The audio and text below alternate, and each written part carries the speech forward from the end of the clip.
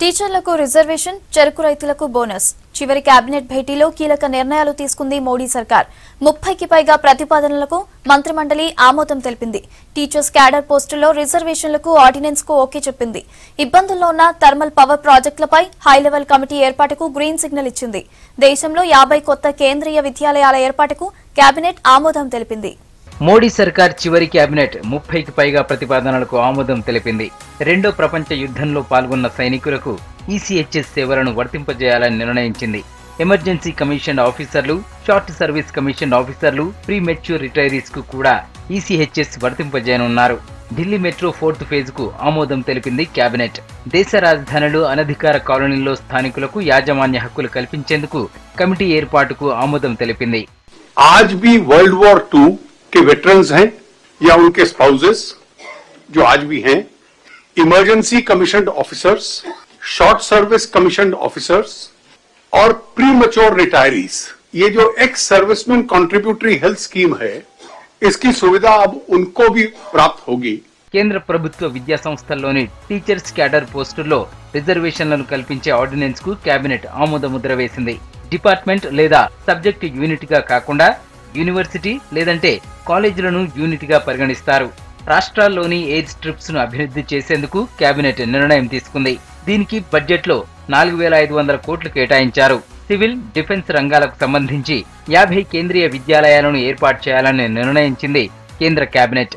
ఇందులో 2 ఆంధ్రప్రదేశ్ కు కేటాయించారు. గుంటూరు జిల్లాలో నాదెండ్ల మండలంలో 1, ప్రకాశం జిల్లా కందుకూరులో మరొకటి ఏర్పాటు చేయనున్నారు. सेंट्रल एजुकेशनल इंस्टीट्यूशंस रिजर्वेशन इन टीचर्स कार्डर ऑर्डिनेंस 2019 अप्रूव किया गया है. 50 न्यू केंद्रीय विद्यालय. आज देश में 12,002 केंद्रीय विद्यालय हैं. जहां रेलवेज के एम्प्लॉइज बहुत कॉन्सेंट्रेटेड है वहां होंगे, और सिमिलरली जहां सिक्योरिटी फोर्सेस का बहुत अधिक डिप्लॉयमेंट है वो एरियाज चुने गए हैं, और कुछ ऐसे एरियाज हैं जहां एजुकेशनल सुविधाओं की कमी महसूस हो रही थी. జల విద్యుత్ రంగాన్ని ప్రోత్సహించే చర్యలకు కేంద్ర మంత్రివర్గం అంగీకారం తెలిపింది.